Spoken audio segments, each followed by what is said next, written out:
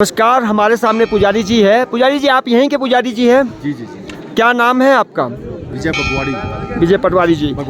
पटवारी के कहाँ, ये बताइए, केदारनाथ मंदिर में इस बार जो इस साल जो भीड़ रही या पिछले साल कई सालों से आप देखते आ रहे हैं, उसमें इसमें क्या अंतर है? बहुत अंतर है। मेरे को 26 साल यहाँ हो गए हैं। ओहो। 26 साल में पहली बार मैं इतनी भीड़ देख रहा हूँ। हाँ और ये कोरोना का भी कुछ प्रभाव रहा है कि कोरोना में 2 साल लोग आ नहीं पाए। हाँ। और दूसरा फिर मोदी जी का सबसे बड़ा यहाँ पे फैक्टर है कि मोदी जी केदारनाथ, भगवान केदारनाथ जी के आते हैं, तो इसलिए पूरी दुनिया, पूरे देश के लोग जो है भगवान केदारनाथ जी के दर्शन के लिए आ रहे हैं। अच्छा, और कुछ बोलना चाहेंगे? जो पूछेंगे वो बोलना चाहिए। पुजारी जी, यहाँ पर लोग आते हैं, दर्शन करते हैं, मगर यहाँ पर एक चीज़ देखा, रूम के भाड़े, खाने पीने के रेट ये बहुत ज़्यादा रहते हैं। इसके विषय में क्या बोलेंगे? देखिए, यहाँ पे जो गरीब क्षेत्र के लोग आते हैं, जो वो लोग कैसे इसको प्रोवाइड करते भाड़े हैं? की बात कर रहे हैं, पहले तो 2013 की आपदा में यहाँ रूम बचे ही नहीं। हाँ, खत्म हो गए। खत्म हो जो स्थानीय, आज मैं हूँ, मेरे यहाँ पे 10 कमरे थे।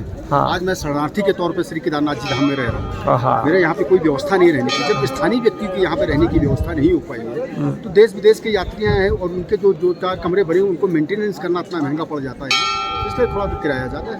पूरे खच्चर पे सब डिपेंड करता है। हाँ। पैदल मार्ग है, तो उनके उसके कमरे के हर साल 6 महीने बाद कमरे में कोई ना कोई प्रॉब्लम आ जाती है, बर्फ़ से ख़राब हो जाते हैं कमरे। उनका मेंटेनेंस करना, उनका रिपेयर करना इतना महंगा पड़ जाता है, इसलिए थोड़ा बहुत रेट ज़्यादा। बर्फ कितना ऊपर तक चली जाती, कितने फुट तक? बर्फ का कोई फिक्स नहीं, कभी 5 फुट, 6 फुट, 7 फुट ऐसे बर्फ गिर जाती है। हमने सुना पूरा मंदिर का प्रांगण ऊपर तक चले जाती है बर्फ। नहीं, प्रांगण तो नहीं आता, भगवान के तरफ से नीचे रहता है, भगवान के नंदी जी के ऊपर तक बर्फ आ जाती है। तब यहाँ पर कोई नहीं रहता 6 महीना? बर्फ आज भी गिर जाएगी तो रहेंगी क्यों नहीं लोग? पट नहीं। बंद हो जाएगा तब नहीं रहेंगे। हाँ, वही। शीतकालीन में जब पट बंद हो जाता है, हाँ। तब यहाँ नहीं। ब्रह्म कमल कहाँ है पंडित जी? ब्रह्म कमल यहाँ से वो निकल रही है।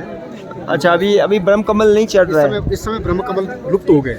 अच्छा। सावन के महीने में होते हैं। हाँ। सावन के महीने समाप्त होने के बाद वो भी लुप्त हो जाते हैं। लोग ये कब से कब तक निकलते हैं ब्रह्म कमल? बरसात में। बरसात में। जून लास्ट से शुरू होते हैं। हाँ। और सावन भादो तक रहते हैं, उसके बाद देख सकते हैं सावन भादो। आप अपनी तरफ से कुछ बोलना चाहेंगे आप हमारे दर्शकों को?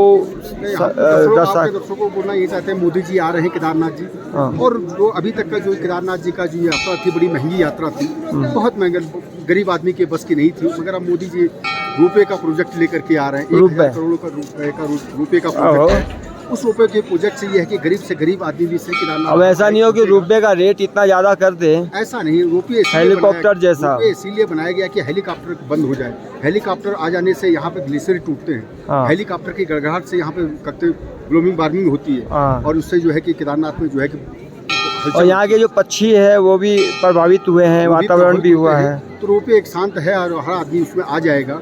स्थानीय लोगों के लिए भी सुविधा हो जाएगी। वो भी कई बार उनके घरों में कई तकलीफें हो जाती है, तो आने जाने में उनको रुपए आने से सब ये हो जाएगा। और रेट आप क्या बोलना चाहेंगे? रुपए आने से क्या हेलीकॉप्टर जैसा रेट रखेंगे? नहीं, रुपये आने से हेलीकॉप्टर जैसा रेट होएगा। जैसे मनसा देवी, चंडी देवी में रेट है, उसी तरह यहाँ रहेगा। ज़्यादा नहीं रहेगा? ज़्यादा नहीं रहेगा। अगर ज़्यादा रहे तो स्थानीय लोग क्या विरोध करेंगे इसका? एक गरीब आदमी की व्यवस्था की गई है, एक आम आदमी की व्यवस्था की गई है कि आप भी केदारनाथ जी आइए। पूंजीपति तो हेलीकॉप्टर से आता ही है। हाँ। मगर एक आम आदमी तो नहीं आ सकता हेलीकॉप्टर से। हाँ। उसके मन में एक संसार रहती है, भगवान मेरे पास पैसा कम क्यों रहा, मैं भी हेलीकॉप्टर से आता। वो उसके मन की भावनाएं दूर हो जाएंगी।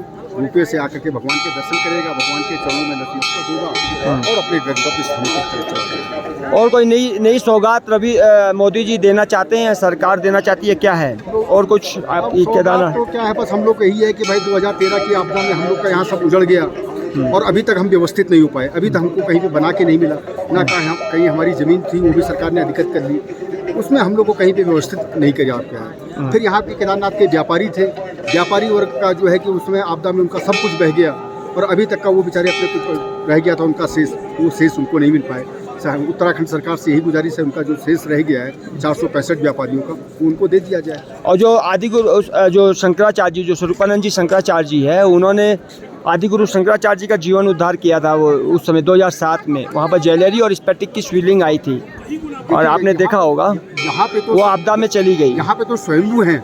हाँ, स्वयंभू जब है। स्वयंभू है तो कृत्रिम शिवलिंग की आवश्यकता ही नहीं है। नहीं, आदिगुरु शंकराचार्य जी की समाधि में चाहे वो स्फटिक शिवलिंग लाए थे एक आकर्षण का केंद्र बनाने के लिए। आकर्षण का केंद्र नहीं था। हाँ। समाधि पर तो स्फटिक शिवलिंग लगती है ना। लगती है, वो लगी हुई थी उसको। हाँ। पुरानी पुरानी तो जो था वो तो बहुत ब्लैक कलर की थी। आज भगवान केदारनाथ जी को कहते ब्लैक कलर की है पुरानी, ऐसा नहीं। जो पुरानी थी, पौराणिक थी, वही उसकी महत्वता है। भगवान केदारनाथ जी के अंदर जो पौराणिक भगवान का जो ज्योतिर्लिंग है उसकी महत्वता है। नहीं, अभी आदि गुरु शंकराचार्य जी की समाधि के लिए उन्होंने एक 2019 में 17 में एक आदि गुरु शंकराचार्य जी की जो है वो भी भेजी है, क्या मूर्ति पत्थर की, बहुत बढ़िया और बहुत सुंदर भेजी है। उसकी स्थापना हाँ, वो उसकी वो स्थापना मोदी जी ने ब्लैक वाली भेजी है, और एक तो भेजी है जो ऑफिस में। क्या आपको उसकी जानकारी है? नहीं, उसकी जानकारी नहीं है।